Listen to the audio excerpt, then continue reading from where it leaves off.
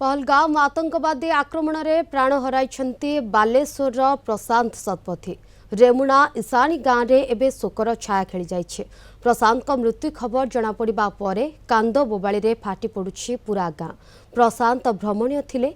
से बामपदा स्थित central institute of plastic engineering and technology रे अकाउंटेंट थिबा बेले तांको पत्नी प्रियदर्शिनी सीडीपीओ अछंती।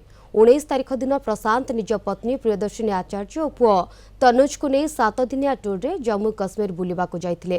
प्रशांत को मृतदेह को एयरलिफ्ट रे आज ओडिशा अणाजिबो। ओडिशा रे पहुंचबा परे परिवार को मृतदेह हस्तांतर कराजिबो। पत्नी प्रियदर्शिनी और पुओ तनुज एबे सेना बाहिनी पाखरे अछंती। सेमानंकु बालेश्वर पठाइबा पई स्वतंत्र व्यवस्था करा जाउछि। गतकाली अपराह्न रे पहलगाम रे आतंकवादी गुली रे प्रशांत शतपथी मृत्यु को नहीं परिवार पूरा स्तब्ध हो जाइए। यह पूर्व गतकाली सकाळे प्रशांत तांको मां पद्मावती सहित शेष थर पाई मोबाइल फोन रे कथा होइतिले। सकाळे जलखिया खाइछंती कि नहीं पचारि बुझितिले। सोमवार दिन भाई सुशांत सह मध्य फोन रे कथा होइतिले प्रशांत।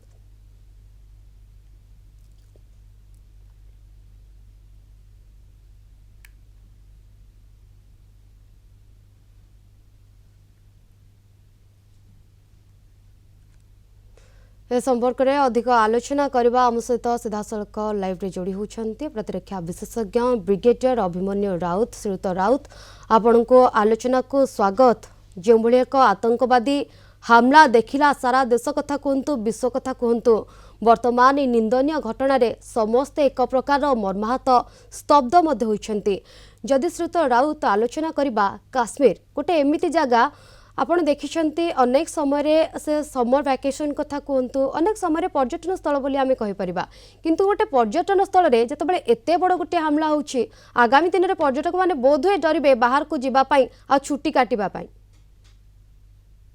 निश्चय से तो निश्चित हम जो पर्यटक जो हिल्स माने पर्वत पार्वत्य अंचल के जाउथिले एक ग्रीष्म प्रचंड ग्रीष्म प्रभाव रक्षा पाया से कुल्लू हो शिमला हो मनाली हो आउ विशेषकर श्रीनगर बा काश्मीर उपत्यका को आज जाए जाऊ नथिले किंतु वर्तमान रेकॉर्ड भांगी थिला जो प्रकार पर्यटक से जाउथिले गत 2 वर्ष हला आज तार निश्चित भावे तार माने आगु को सेपरी हेबो कि तापरे ब्रेक लागिबो सेटा समय ही कहबो।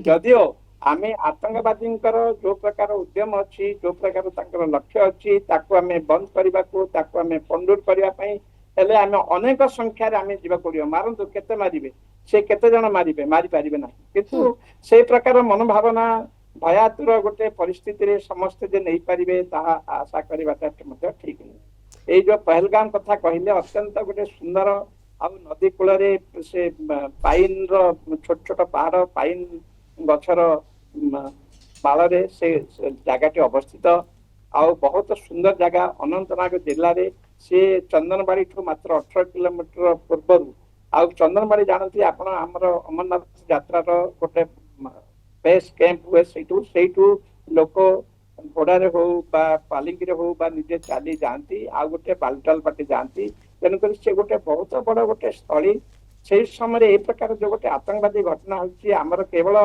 पर्यटन विभाग को नुहे अवश्य आमर अमरनाथ यात्रा गोटे प्रश्नवाची निश्चय भाव में सृष्टि कर जदियो सदा सर्वदा सुरक्षा बलय भितर आम यात्रा को कंडक्ट करूँ तथापि गोटे समस्त मन गोटे भयातुर मनोभाव आसो। आज काश्मीर आड़ को जो लक्ष्य करी बुली जावाक चाहिए निश्चित भाव से गोटे बहुत बड़ गोटे धक्का लगी आईटा सबुठ बड़ भयंकर भाव में गोटे सबुठ बड़ आतंकवादी आक्रमण होती। आपड़ देखु माने 25 रु ऊर्ध्व आमर व्यक्ति माने पर्यटक से प्राण हरई स्वामी को स्त्री आगे झील पुओं आगे बापा को यही प्रकार जो जघन्य आउ हृदय विदारक बर्बरपूर्ण जो कार्य कराई जो कार्य कर आतंकवादी जेते आमे निंदा कले यथेष्ट नुहे। राउत जमती आपण कहउछन्ते वर्तमान को जेते घटना को निंदा करा जो बोध हुए कम पड़िबो किंतु आ गोटे कथा श्रीयुत राउत कहि परबा वर्तमान टूरिस्ट माने ए टेरर मानक टार्गेट रो अछंती आ टेररिस्ट माने सीधा सड़क टूरिस्ट मानक ऊपर अटैक करूछंती। जो कहते टूरिस्ट से ଦେଖେଇବାକୁ ଚାହୁଁଛନ୍ତି ଯେ ଆମେ ବର୍ତ୍ତମାନ ମଧ୍ୟ ଶକ୍ତିଶାଳୀ, ଆମେ ବର୍ତ୍ତମାନ ମଧ୍ୟ ଆମେ ଯାହା ଚାହିଁବୁ ତାହା କରିପାରିବୁ।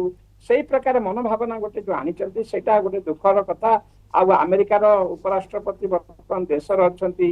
ପାକିସ୍ତାନର ଯୋଉ ତାର ଯୋଉ କଳହ ଲାଗିଛି ତାଙ୍କ ଦେଶ ଭିତରେ ସିଏ ଗୋଟାଏ, ଆଉ ବାଂଲାଦେଶରେ ଗୋଟେ ପ୍ରକାର ଅହେତୁକ ଗତି ଗୋଟେ ରହିଛି।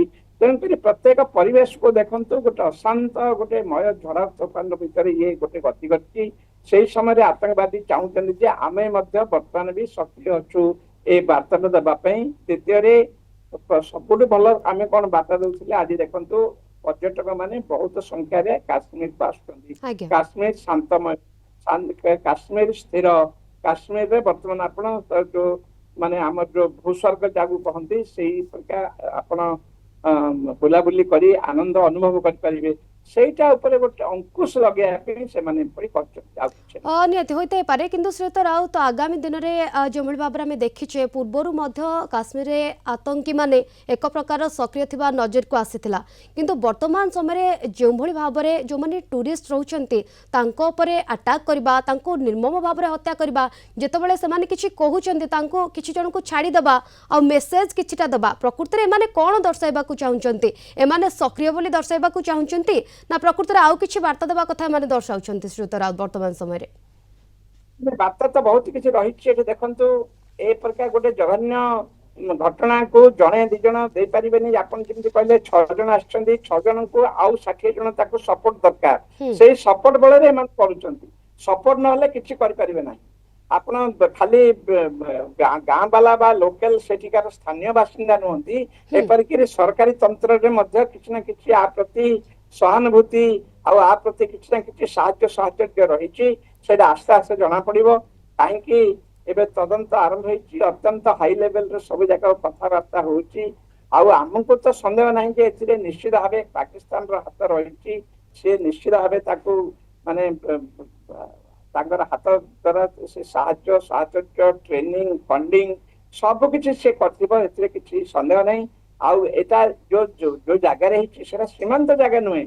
ଆଜ୍ଞା। ରଜୌରୀ, ପୁଞ୍ଚ ନାହିଁ କି ଉରି ନାହିଁ କି ବାରମୁଲା ନାହିଁ, ଏ ଅଞ୍ଚଳଟା ହଉଛି ଗୋଟେ ମଧ୍ୟସ୍ଥଳରେ, କାଶ୍ମୀର ଉପତ୍ୟକାର ମଧ୍ୟସ୍ଥଳରେ ସେ ଅଛି ଅନନ୍ତନାଗ ଜିଲ୍ଲାରେ।